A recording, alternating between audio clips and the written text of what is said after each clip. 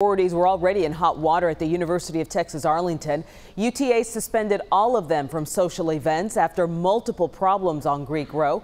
Now a fraternity faces an allegation of rape. Here's Kevin Reese.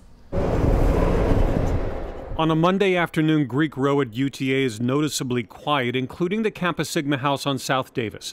It's where a co-ed says she was sexually assaulted over the weekend. UTA police, their headquarters directly across the street, say it happened at the fraternity house around 1 a.m. The female student reporting the alleged assault later that day.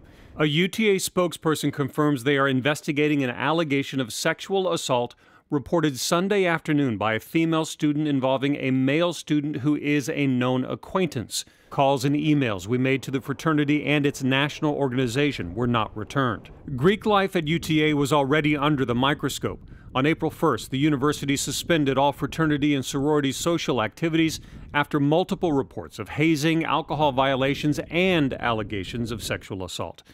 Due to recent allegations and concern for the well-being of our community, the school said in a statement, all social activities of the fraternity and sorority life community are suspended.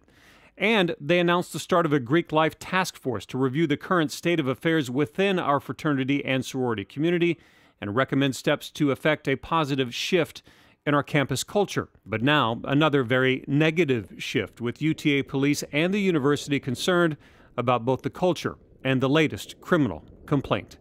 In Arlington, I'm Kevin Reese.